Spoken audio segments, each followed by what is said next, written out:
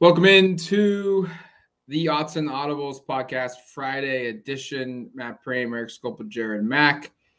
Happy Thanksgiving. Hopefully you guys are enjoying the football that's around and also maybe some basketball mixed in as well. We're all in different parts of the state of Oregon because of the holidays, because of work, and yet we will all convene into a under construction Research Stadium Saturday afternoon.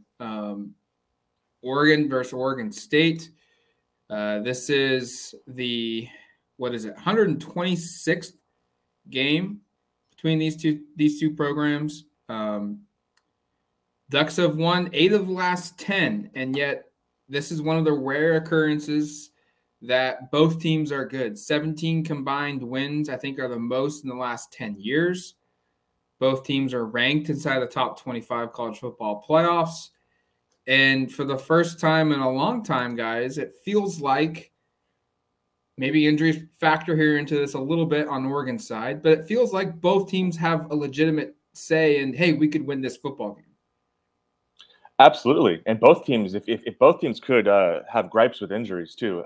We had Carter Baines on the show a couple of days ago, and it's not like Oregon's the only team dealing with injuries. They've been dealt kind of a tough hand as well. What do you say? 10 players went down during the Cal week or the game itself. Like they've hit kind of a rough patch too. So, but yeah, no, it's kind of fun having, we talked about the Washington-Oregon rivalry and how, we might be reaching kind of a sweet spot in that rivalry. And I think maybe we're hopefully getting the same thing in the Oregon State rivalry. And Jackson Nagel, our intern, wrote a really nice story kind of outlining what Ryan Walk had to say, someone who grew up in the area, obviously very familiar with the rivalry, and kind of, are we getting back to where this rivalry was in the late 2000s, early 2010s, where both teams were ranked for three out of 4 consecutive games from like 2008 to 2012. Both teams being very competitive at that point. The game ultimately deciding a couple of Rose Bowl participants.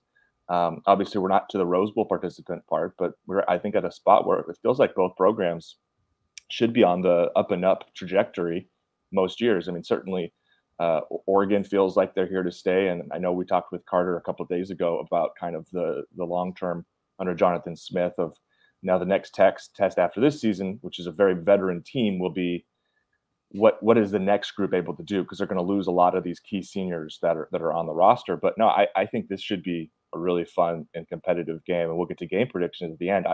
I've gone back and forth all week with exactly how I think it's going to go and who's going to win. I just think this is potentially going to be a really fun football game, which if you look at the history of it, typically these games are one of two things: blowouts or really close Oregon State wins. Oregon isn't usually the team that wins the really close games if you look back at about the last 15 or so years.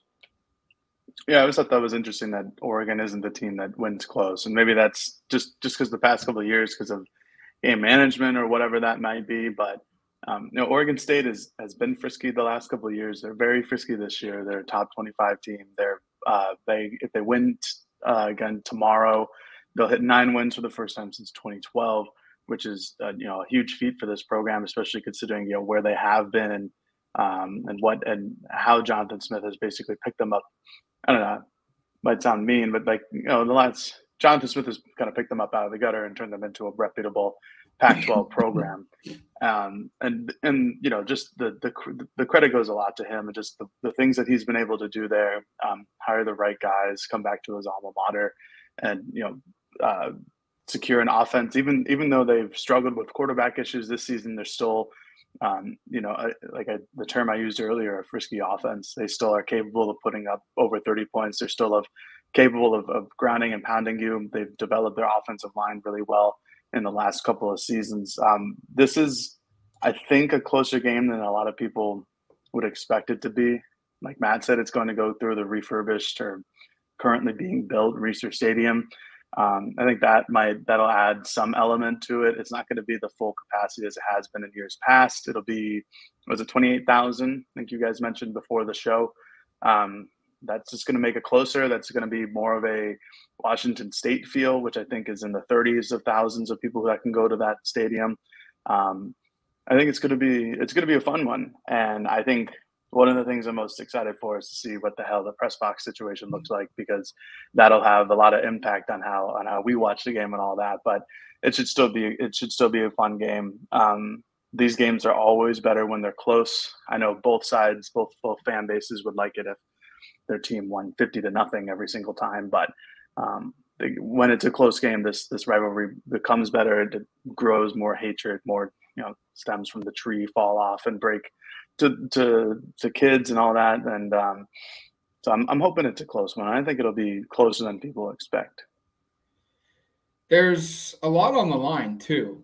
Oregon, obviously, they need to win this game to get to the Pac-12 championship game. And yeah, there's scenarios out there that Oregon could lose, but those get so wonky when you factor in a loss for Oregon and what you would need to happen. It would require like 2 or 3 different outcomes, one of which would be like a unexpected loss. And so it's you basically need to win this game to get to the conference championship. And I don't know how I would feel about this season where, let's say they get to 10 wins.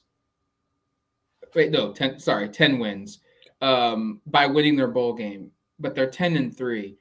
I don't know how I would feel if they went 10-3 and yet they lost to Washington and they lost to Oregon State. It'd be a weird vibe. So you can't lose to your rivals twice in one season. You would make expectations if you get to that conference championship game, and they're going to have to do it with some players still dinged up. Look, we expect Bo Nix to play. We expect Ryan Walk to play. We expect Alex Forsythe to play. But all 3 of these guys are dealing with injuries. And I think now the question becomes, it morphs from, are they playing, to how much does it impact what Oregon wants to do offensively? Because I think if we had a healthy Bo Nix going into this game, I think Oregon's offense could put up a lot of points. Without the running threat, though, I really wonder, is the number in this game going to be 24 points and you feel good about winning? Is it going to be lower than that? Or is this offense at Oregon going to have to score 30 to ensure that they win this game? I don't know what that answer is. Well, I think that's the thing that makes it kind of interesting. One of the things is Oregon has been able to win pretty so much this season, scoring in the 40s. The defense, you just kind of say, okay, you guys can hold them in the 30s or the 20s. We're going to be good. The offense is going to carry us. And now you're in a spot where I'm not very confident they can win pretty. And they had to win really ugly last week against Utah. And to me, that's kind of the roadmap to winning this week too, in part because I see quite a few similarities between Oregon State and Utah in terms of just how they play offensively, what their strengths are defensively, the way their teams are kind of composed across the board. We'll get into some of those later. I don't look at this as a game where I go, oh, you should expect Oregon to score, hit the 40-point mark like they have been for most of the season. I would be, frankly, probably pretty surprised if that takes place, and would imagine that would be the result of Oregon State making a lot of mistakes or Oregon hitting some really big plays. Like, it's going to be either they hit some, deep shots over the top that are unexpected, or have a couple of turnovers that result in points, those sorts of things. And if you look at the turnover margin, Oregon State typically is the team that creates the turnovers and is the beneficiary of that. So, yeah, I'm in agreement, Matt. Like, I'm fully expecting this game to be played in the 20s, maybe into the low 30s. I think anything more than that means one of the teams has had some pretty good fortune. And I kind of laid out what that would mean a second ago. Really quick, what's the over/under, Jared? Or Matt? Do you guys have that information? Let me look it up. I have it on a tab. I had to mute myself. The over is 59, and Oregon is a 3-point favorite. 59 means it's dropped. I think it opened at 61.5. 59 feels like kind of right where we're talking, and a little bit more scoring than what we're talking about, but like something where you're, the winning team is scoring low 30s, which again, that feels appropriate here. And certainly the complexion is shifted. So no, I'm with you, Matt. Like, I think we all expect, I think Oregon's going to have available most of its key players for this game based upon what we've heard. Bo doesn't talk on Tuesday. Brian doesn't talk on Tuesday. Ryan doesn't suggest Alex is getting closer on Tuesday. If those things aren't happening, I think Forsyth is the one you have the least confidence because he hasn't spoken publicly and he didn't play last week. But I think everyone's probably going to be out there, but it's a matter of, what can you get from them? And that's where things really shift offensively for me is Oregon able to, now with the week of fully kind of understanding what you have with Bo Nix? Because remember last week, that was unclear. They were game planning for two different situations with, you got Ty Thompson, you've got Bo Nix. Are they able to manufacture enough things in the run game, assuming Bo is unable to really be himself as a runner, which I'm going in with the assumption that's still the case. I don't think a full week heals all of that. Maybe it allows him to, maybe you don't do any designed runs, but he's able to scramble more out of the pocket and feel more comfortable taking off, or at least, move around a little bit more in there and be a little bit more mobile. But I don't think you're going to get 100% Bo Nix. I think that would be fool's gold or kind of foolish to expect. So what can this run game be? Oregon State is good against the run, and they're excellent against the pass. This is one of the best pass defense Oregon has faced all season, which is where you go. Oregon can't run the ball. How much success can they have throwing it? A lot of potential NFL caliber guys back there, all conference caliber guys. I think they've had 9. I think they've given up 9 touchdowns through the air all season and 12 interceptions, which is a really impressive rate this far into a year. So, a week ago against Utah, Oregon was able to move the ball primarily through the air in the second half, and obviously in the first half had a little bit of run success. Well, does it have to be that one-dimensional against a pass defense in Oregon State that is really capable in that area? If that's the case, that should make you a little bit nervous. So, no, I think the offensive stuff for Oregon, again, it's been all season. It's such a sure thing of they're going to figure it out. They'll get 40 points. This week, you're kind of going well, how are they going to attack an Oregon State defense that you have to have a lot of respect for? Yeah, I mean, this is why Kenny Dillingham will eventually be paid all the big bucks, because he dialed up a game plan last week with a very hobbled Bo Nix, and they were still able to win the football game. I understand that it wasn't a pretty win, but it worked. And I know that they only scored 10 points or excuse me, just a handful of points in the second half with their offense only being able to throw the ball. But that was a Utah team that, all the things that they do well on defense is what Oregon State does well. And all the yards that Oregon put up against Utah, even though it wasn't that many, it dropped Utah from first in the Pac-12 to second in the Pac-12, and Oregon State, after their stellar showing against Arizona State last week, jumped into first place.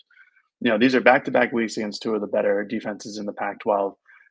But again, what Oregon State does is very similar to what Utah does well, like Erik mentioned earlier, especially on defense.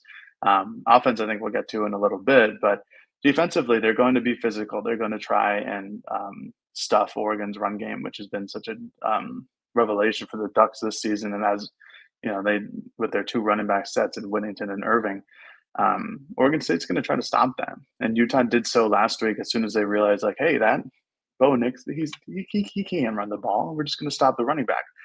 So that's exactly what they did. And that's what I expect Oregon State to try to do early. Because if Utah had done that earlier in the game, we might be talking about a lot of different things this week. But again, this is why you pay Kenny Dillingham the big bucks if you're a school looking for a really young and up-and-coming head coach, is to see what he does with an injured Bo Nix and an injured offensive line, to see what he comes up with to how to move the football. I've got a lot of confidence in that sense, in how I think Kenny is really just a brilliant guy offensively and is going to come up with some stuff for Oregon to do and to get easy yards, to get easy plays. Is it going to work 100% of the time? Probably not. But it's probably going to result in Nix throwing the ball more often than I think we all think he will, like he did last week. But he still put up 287 yards to the air against the secondary that was the best in the Pac-12, and against a secondary that's got a bunch of NFL guys on it. I think it's going to be a similar game plan to what it was last week. But again, I'm still interested to see all the new wrinkles that Kenny has developed over the last week. Now knowing that Nix is likely, is more than probable going to play, especially since we talked to him this week. There's also the Kenny Dillingham to Arizona State rumors that are flying around right now. Just right. Does that have any kind of impact on this game? We have seen, covering this program the last couple of years, coaching rumors have a direct correlation to a play on the field a couple times. Does that factor into this game at all? I don't know. do we want to shift over to keys to the game? Sure. Yeah. No, I'm good too. I think for me, it's all defense for me. If Oregon's defense comes to play, I've got pretty good confidence that Oregon can win this game with its offense being limited and what it can do. And so for me, Oregon needs to win and win consistently and win big on first and second down. You cannot allow this Oregon State team to get into third and short, because it's very much like last week against Utah. I mean, Cam Rising is a very good quarterback. What he did in throwing those 3 interceptions was very unusual for Cam Rising. But that is a team that's uncomfortable having to push the ball down the football field through the air multiple times, a ton of times in that game. And that's what they had to do. And so it's very similar for me. Win on first and second downs that you set up 3rd and 9, 3rd and 10, because Ben Goldbrinson is not Cam Rising. And he's played well the last couple of weeks. He's thrown for 3 touchdowns, no interceptions the last 2 games. But this OSU passing attack is, I feel like, a shell of what Utah's is. And Utah's is not anything special because of their injuries right now. And Luke Musgrave is probably not playing in this game for Oregon State, their star tight end. He hasn't played basically since week 2 of the season.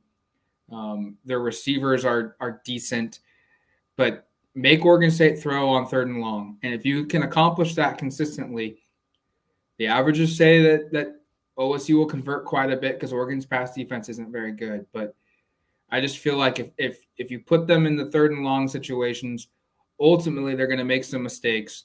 Interceptions will get thrown, balls will get tipped, balls will hit the floor, and you'll walk off the football field making the stops needed to give your offense the separation. Yeah, what did I say earlier? I said Oregon needs to win ugly, and the defense has to be a part of that, right? I mean, you don't win ugly with the defense giving up a bunch of points, giving up a bunch of yards, and you know, instead of bending, not breaking, they break. And for me, I think last week, you know, I don't know if it gets overlooked, but I don't know if we've talked about it quite as much as maybe we need to. The defense had struggled to force a lot of turnovers this season. They forced 3, and they all came in big spots.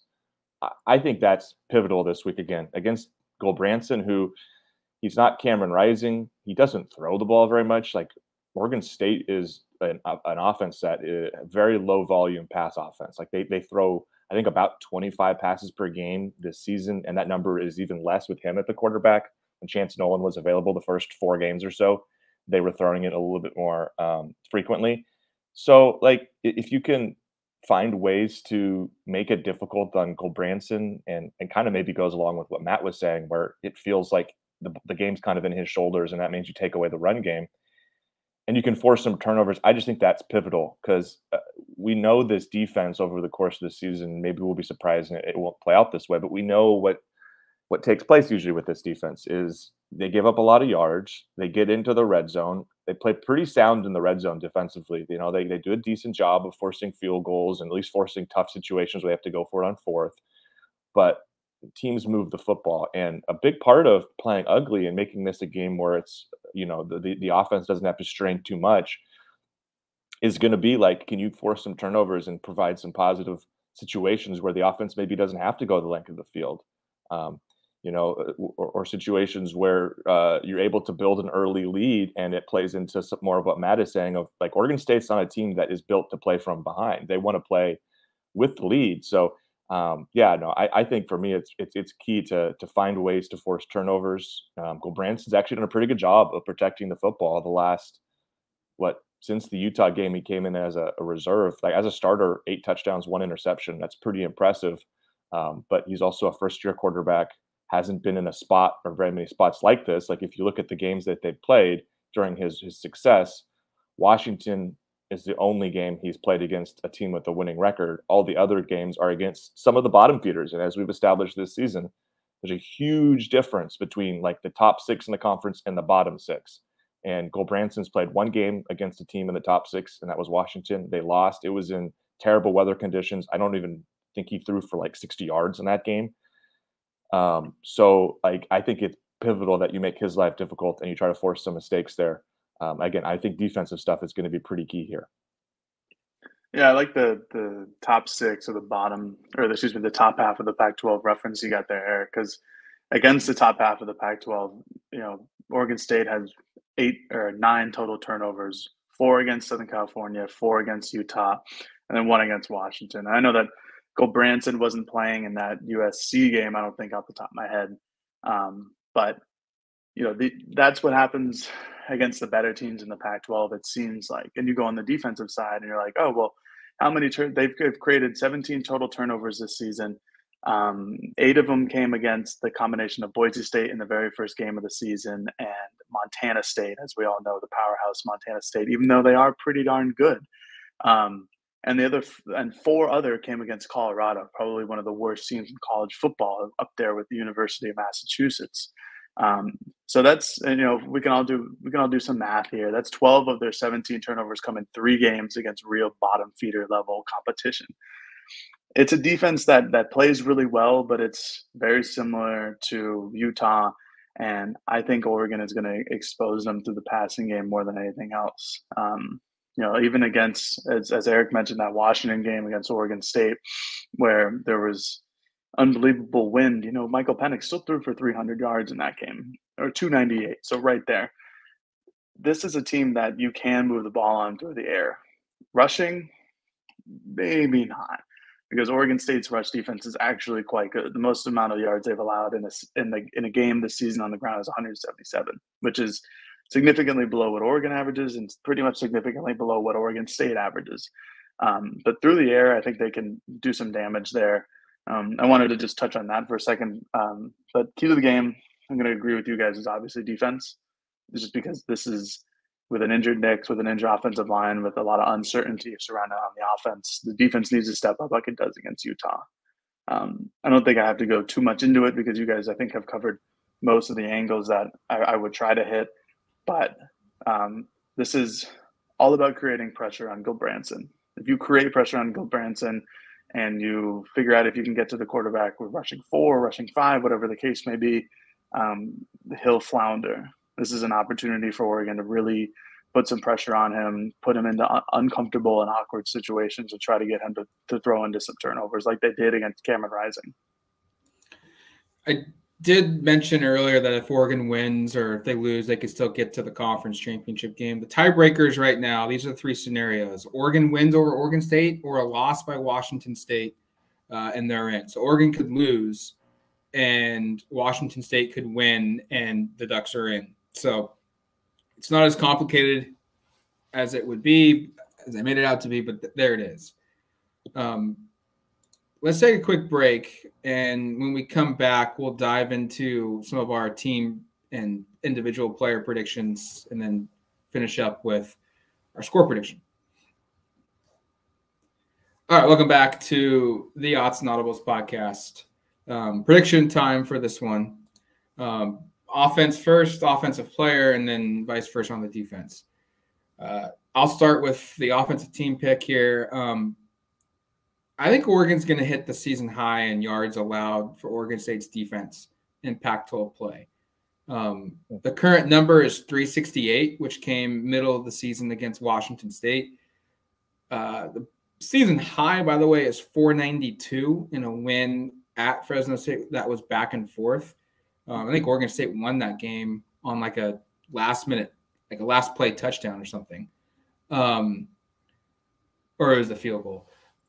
I think a healthy Bo Nix and, week 5 of Oregon version of football could surpass 492, but I'm going maybe a little conservative here with Nix's injury.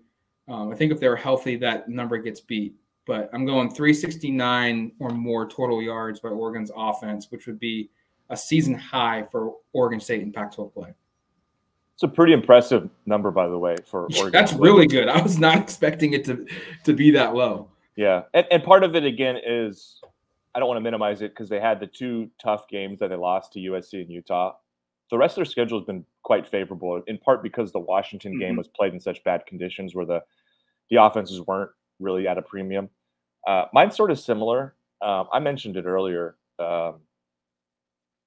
I'm just skeptical and uncertain of what this rush offense is going to look like exactly. And so I think this is going to be a big Bo Nix passing the ball day. And I know I've been very complimentary of Oregon State secondary. I think there's some guys back there that are going to be all conference caliber players, probably players that have NFL futures. It's a very experienced veteran group. They added a transfer that has really kind of shored things up even more in Cooper. So I have a lot of respect there, but I think Oregon is going to need to throw the football, and I think they're going to have some success. And I think some of the one-on-one battles, like Oregon, frankly, is just going to have a little bit better players in some of those situations. And I think they're going to have more success than just about anybody has had throwing the football this season against Oregon State. I have Oregon throwing for 300 or more yards, which I believe would be the second team to do that this year, third team, because both Fresno State and Washington State also surpassed that marker. I think Bo showed last week, and even talked about it a little afterwards. It's kind of interesting. He's had two different ankle injuries that are kind of similar to this in his career, one in high school, one in college. Obviously, the one last year at Auburn forced him out. But he said, he's had to, at least one time in his playing career in high school, transition from being that dual threat guy to being a pocket passer where you can't really move and you can't use your feet and your legs. And I think this week, as we saw last week, he's going to be kind of in that mode of 95 to 100% of what I'm doing is just standing in the pocket, flicking the ball around, trying to get the ball to receivers. And even on a bum ankle, he was able to stretch the ball vertically, I think, way more than I expected last week. And I think that'll be more of the same in this game. So I go 300 yards or more through the air for an Oregon pass offense that I think really, really does need to be a focal point this week. I had a similar one to Matt, but Matt, let me ask you: the conference record against Oregon State's defense is 398 from Washington. Do you still stick with it? Do they go over 390? Is that what you're saying? It was 398 Washington versus Oregon State this year. Yeah, I'd stick with it. I think they're going to go just over 400 total yards offense, Oregon. Nice. Yeah, I was looking at the total allowed. 492 was tempting, just because I know if Oregon's offense is rolling on all cylinders, I think they get there. I don't think they're not rolling on all cylinders just because of health issues and all that. But I do have them getting over 425. 425 was just an arbitrary number that sounded nice in my head. I went back and looked at the last couple of years that they've played. They put up 506 against Oregon State last season, and then 468 against Oregon State in 2020. I don't think they'll hit either of those numbers, but I think something over 425 is more likely, just because we'll get to the individual player prediction, but I have something that'll give them a lot of yards in general. And I think that despite the rushing attack not really working against Utah, I think Utah's defensive front is better than Oregon State's defensive front. I really do. I know that the numbers don't indicate that, but Utah's played some pretty darn good rushing teams this season. And like Eric mentioned earlier, and I mentioned earlier, Oregon State has played some of the bottom of the barrel Pac-12 offenses and rushing offenses. I think that they get some success on the ground. It's not going to be what their normal, 230 plus yards on the ground, but I think they get some success to bring them over 425 yards. Individual pick here. The last couple of weeks, Chris Hudson has had a terrific couple of games in the passing game. His involvement skyrocketed last week because of injury, I think. 9 catches, 56 yards. He had 7 catches for 55 yards against Washington. And then obviously against Colorado, 4 for 80. But the last 2 weeks, 16 total catches out of his 41. It's a lot. I think that continues for a third straight week and for a second straight week because of the Bo Nix injury. Look, there's not a lot of deep shots down the field, and Hudson's their best guy in the screen game. And so I'm going one or the other. 8 or more catches in this game for Chris Hudson, which I feel is very confident of happening. And then I split the averages 55 and 56, 55 and a half, but he'll go 56 or more yards in this game as well. So one of those two things happening, 8 catches, or I'll make it just an even 60 or 60 yards receiving for Chris Hudson. I think he's going to be heavily involved in the passing game. I think that's a really good one, Matt, for kind of the reasons we outlined earlier this week, and you kind of did as well, where the screen game becomes part of the run game, basically. It becomes an extension of that. And how many times, even on that, I think he had like 3 of his catches on that opening drive last week against Utah. And it seemed like that was kind of a, hey, we maybe aren't going to be able to run the ball super effectively, but if we can get 6 to 7 yards and some short passes here, some screens, some hitches, then that'll be kind of a way to manufacture a little bit of that. So I think that's a really good one. I'm going the opposite kind of in terms of the sort of outcome of a play, which is Dante Thornton now has had, I believe, 4 catches the last 2 weeks go for more than 40 yards. I think maybe it's just 3, but he's had 4 over 25 during that span. I think he's going to have another long catch. I think he's really coming into his own. I think notably, it seems like Nix is really trusting him now. I mean, I don't know if that was something that was lacking early on in the season. I think a large part of his kind of reduced role had more to do with Chase Cota than anything wrong with Thornton, because Chase was such a reliable target, such a key player. Both spoke so highly of how Chase kind of was. He and Chase kind of had a really good chemistry in terms of knowing where to be on the field in certain situations. It seems like there's a little bit of that chemistry developing down the field right now with Thornton and Nix, where that second pass in particular, Nix just kind of threw it to a spot and said, "Go get it," and trusted him in a really big spot. That was a tie football game, I think, when he threw that out there, and a really great play, a really nice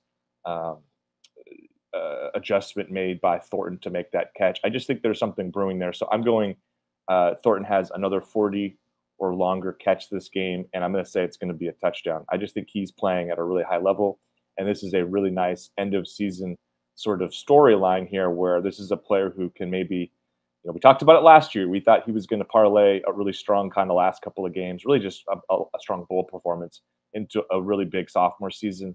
Well, it took him a little longer than we expected. It took an injury, but I think we're maybe starting to see that, where we could go, hey, in 2023, there could be a great 1-2 punch with Franklin and Thornton, and 1-2-3 punch if you want to include Chris Hudson there too.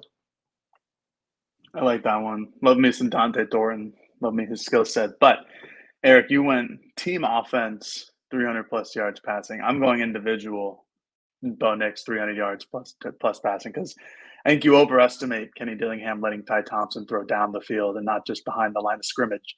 To be clear, Jared, I guess by proxy, I was also individually predicting Bo Nix would throw for 300 yards, because I don't predict anyone else will throw passes in this game. Yeah, no Ty Thompson, no Jay, the ghost of Jay Butterfield. If they've learned anything from last week, it is just keep the ball with them. 10 has to have the football. Don't bring anyone else in. It gets complicated. Keep it to him. I hope that they learned that last week. I got Nix on for over 300 yards. He came awfully close last week. The 287 against Utah. I think that Oregon's going to have more possessions this week. I think that their passing attack is going to start early. And I do think that they'll use a screen game and really try to establish that as like an extension of the run game. But I think they're going to take some deep shots down the field. I like the Dante Thornton prediction. I think Troy Franklin gets a little bit more involved this week than he was last week. And how about some tight end passes? Good gracious. They went from one of the best groups in the country to being absolutely nobodies the last couple of weeks. But maybe that's because they're sitting on the line blocking because they have to at this point, with Nix not being able to run the football. But I got Nix throwing for over 300 yards. I like that one. I think he's going to have a big day. And like last week, this could be a week where his glory, air quotes, at Oregon goes up. Defensive team pick. Oregon's gone 3 weeks without a sack. I don't know if you guys realize that. That's bad. Crazy to think about. Wild stat to hear. I was shocked when I think it was Mace Funa that brought it up. They've not been good. That's their money down, and they're not getting their money, as he said. I'm setting the over-under here at 1.5. And that feels like yeah, a terrible, easy number to hit. But when you look at the team, how they've played the last couple of weeks, when you factor in the game they're playing and the opponent doesn't throw the ball a lot, I'm going to take the over 1.5 sacks for Oregon in this football game. I think that streak ends, and I think that's going to be what gets to my game picks here in a little bit. But that's going to be one of the little things of this football game that you point to and say that had a really big impact. Yeah, I was just pulling up stats to kind of look into it.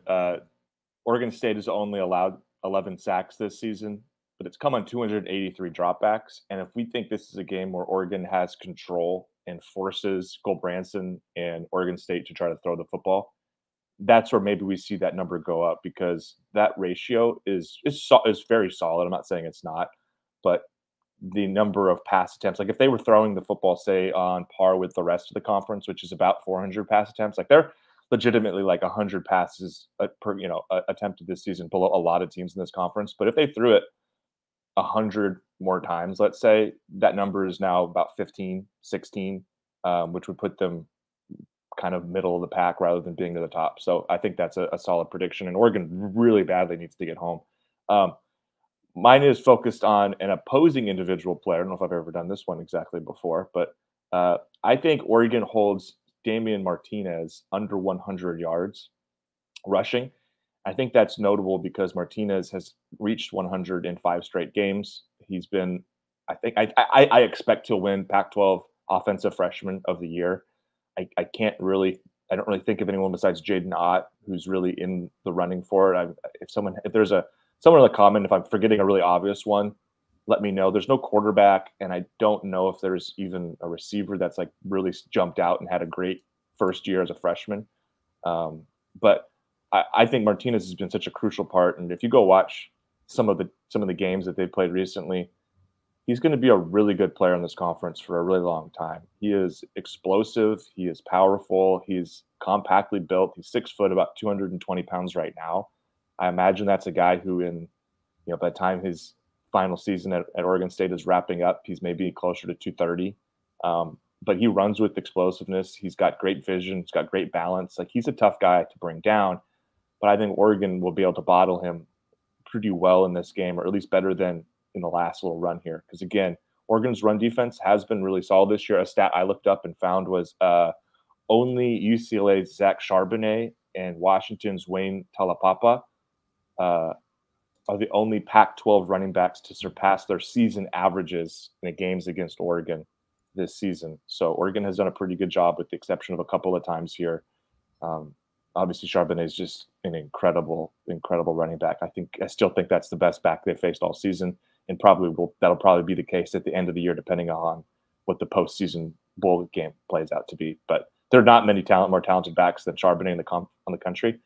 I think Martinez is good. I don't think he's quite on that level, and I don't expect him to get over 100 yards in this game.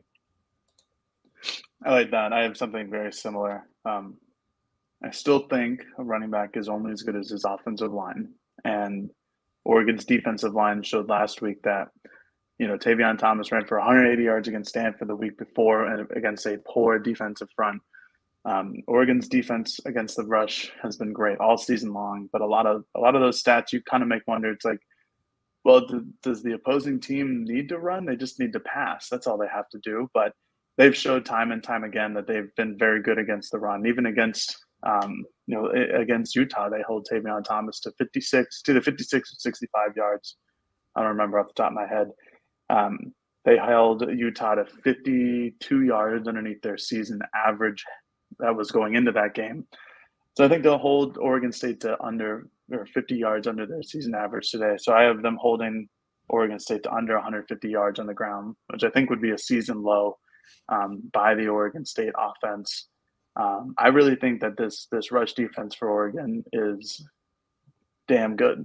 I think the emergence of Casey Rogers last week, Brandon Dorlus, as we know, Keon Ware-Hudson is very good. Taki Taimani doesn't show up on the stat sheet, but he stuffs the line. He's very good. He got a pretty good last week. He got a pretty good PFF grade for run defense. I think that this defensive front needs to apply pressure, like Matt said with the sacks earlier. But I think they'll be pretty solid along the front against the rush defense of Oregon State. So holding the Beavers to under 150 yards on the ground. I'm going to pause our discussion here for a second. Do you think there's a possibility that, because we're all kind of talking a little bit about it, so I'm going to ask the question. I think there's a possibility that Oregon's defense could whip up on Oregon State, and this game maybe turns into what maybe we're all thinking is a 27-24 win. Could it maybe be a 27-10 win? Like, is that possible? Does Oregon's defense have that ability to do this? Well, I think what Oregon should start to do is just to bear down on the rush. Say, hey, Ben Gulbranson, you haven't done anything this season. Try to beat us. Once he might start to beat Oregon, then they might lean off of rush defense, and then they could turn into a game where they're able to move the ball better. But I'm unsure if Gulbranson is capable of doing that. So I could see it being like a 27-10 victory. I just don't have enough faith to rely on Oregon's defense to say that they'll hold them to, to under 14 points. Yeah, I think that's where I'm at, Matt. Is it a possible outcome? Yeah, probably. It's hard for me. And again, I think a lot of things on this particular topic, but a couple of weeks ago, we were so down on this defense. It just feels weird for me to totally shift and say now they're going to just shut down a rival in a game that's big. Who has a good offense and just in general. Who has a very good rush offense and has shown capable of throwing it through the air when they've needed to. Not at a high level. No one's going to say, even Oregon State fans and supporters would say Ben Gulbranson is serviceable. He's not great. Cameron Rising is a better quarterback in Oregon. Really did a great job defensively in that game. And I guess the one area you can maybe talk yourself into saying Oregon's defense dominates this thing is if you go, hey, the Washington game may have just been a really bad matchup. Sure. It's just a really tough. It was a style of offense that Oregon is just not built to play right now with the speed that they lack on the back end. And they won against a Utah offense, which I think is fairly similar in a lot of ways to Oregon State, and did a really good job there. And that Utah offense has probably more talent at most positions than the Oregon State offense. And so you can say, hey, and maybe Oregon does it again this week, but I think if they held Oregon State to like one touchdown and a field goal, that would be surprising to me. Very, yeah. All right, just worth a discussion. Agreed. I agree. And I think what we all think here is Oregon has a chance to really dominate the line of scrimmage. Yes. Which would be maybe in line with a really low score for Oregon State. But I don't know. They just gave up 37 points a couple weeks ago and a bunch of long touchdowns. It's kind of hard to be like, yeah, these guys are incredible. Sure. All right. Back to our regular schedule programming. Team defense or individual defense. Sorry. Noah Sewell has had an interesting season. Dan Lanning has told us repeatedly that stats are for losers. But I'm going to go there. Sewell's stats are down considering the last couple of seasons. He has come on strong the last couple of weeks. Against Utah, he was phenomenal. Had 8 tackles. He had an interception. Was really good for Oregon. I think that continues this week. I think the matchup is perfect for him. And I think he hits double-digit numbers in tackles this season for the first time in this game. So that's 10 or more tackles. And I also think this game could potentially put him in a position to take over the team lead in tackles on the season. He's currently 3rd. I really think there's a possibility we see Sewell have just a monster game, and the losers will go crazy because his stats are going to be pretty good in this one. Yeah, us losers who like stats, we're going to have a really good no. I actually also did a Noah Sewell game. Our predictions are like very much in lockstep. I did the exact prediction I did last week, which I fell just short on, which is 9 tackles or more. His season high is currently 9, so I basically do matching it. Just a slight tangent since I don't have much more to say. Do we think the way the years play out, there's a chance Noah returns for a senior season? I've been thinking that. I see Jared shaking his head, and I agree with him, but I think the question is worth pondering about, though. I talked to somebody I'm trying to think about how to position this, but I talked to somebody who's not like on the team or around the team, but who knows some people, who says there's a lot of buzz right now that Noah's considering it. So just that's a thought. I mean, it'd be smart because you can learn from Dan Lanning, who's obviously worked wonders with linebackers at Georgia.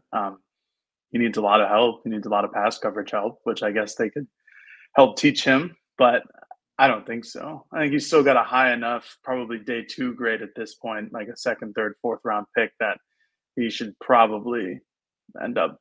I think he'll end up going to the draft. Am I on to my individual pick? It is your turn. Yeah. Okay. Well, unfortunately, I also had a Noah Sewell one because you go off last week and how well he performed. This is the same offense with an even worse quarterback that has to rely more on their rush offense. Ding, ding, and ding. Noah Sewell, again, over 7 tackles and over 1.5 tackles for loss. I dig it. And look, none of us we don't talk about what our picks are before we start doing this. Well, so, mine are published on duckterritory.com on my Skopil, so you can find mine Eric there. I saw that we had the same ones. I make it a point not to read yours before we go into these because that's cheating. Fair enough. I appreciate the honor code there, Jared. Come on, don't. I cheat. I don't. Yeah. Don't read my content, I guess. That's a sub at Zach Neal. I'll just go read his predictions instead. Oh, Zach Neal, I hope you're listening. I doubt it. He's not listening. No, he's not listening.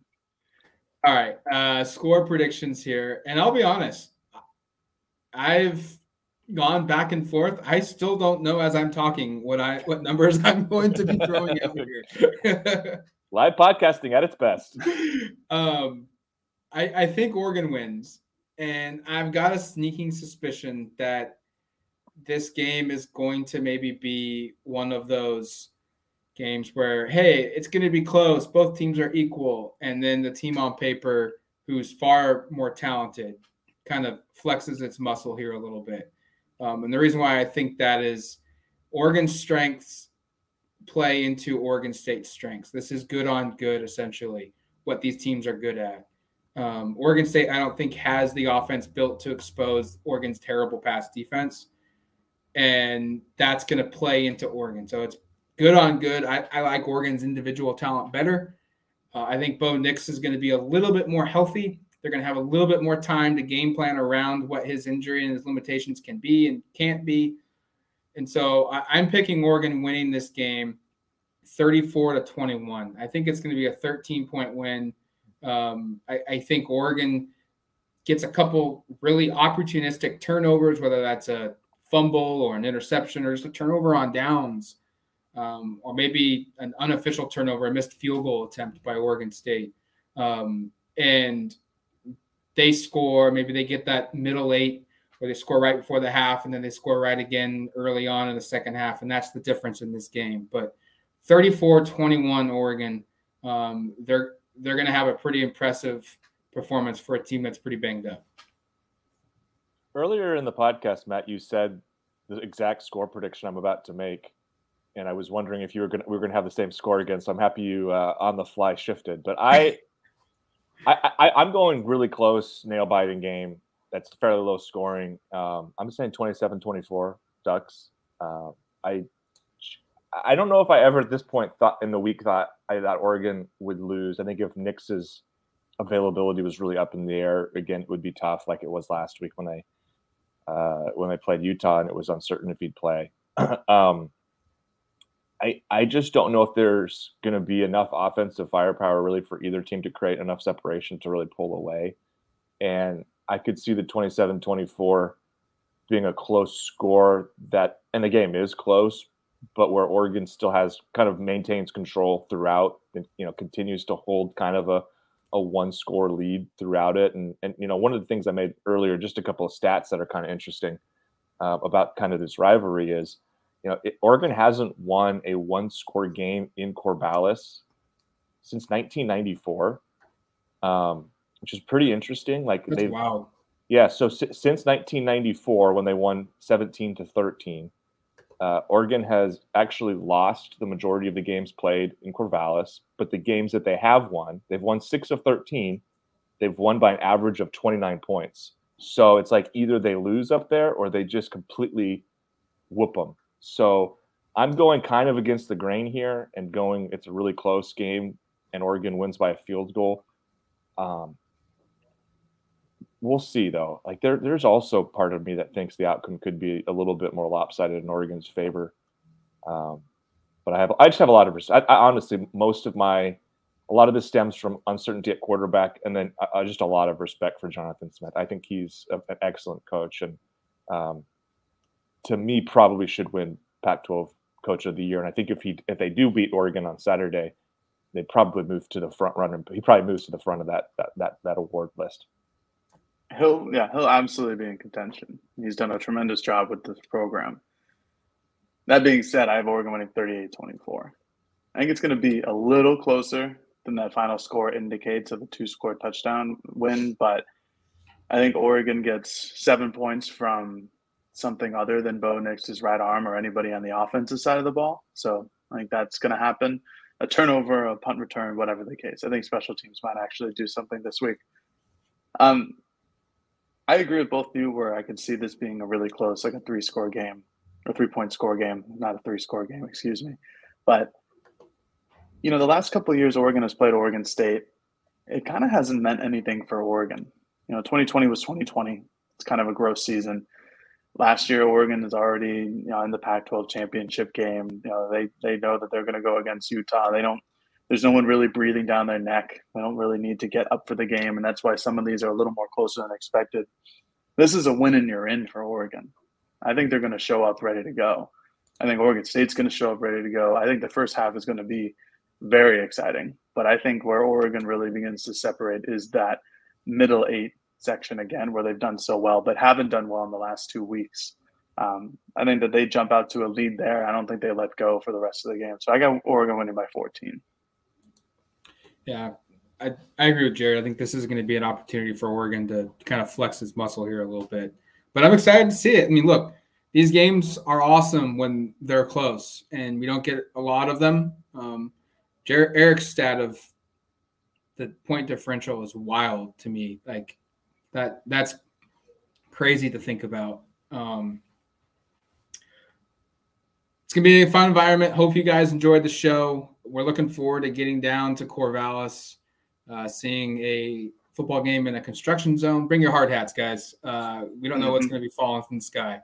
Hopefully it's clear, dry weather. It would be a shame if this game is impacted by weather. But next time you hear from us will be post-game. Don't yet know our plans for that. Normally we do it on our away games from the stadium, but we don't know if that's going to be feasible or not. So that podcast may come out a little delayed Saturday afternoon, but nonetheless, we'll get it up post-game edition. And until then, you've been listening to the Autzen Audibles Podcast. Talk to you later, folks. Peace.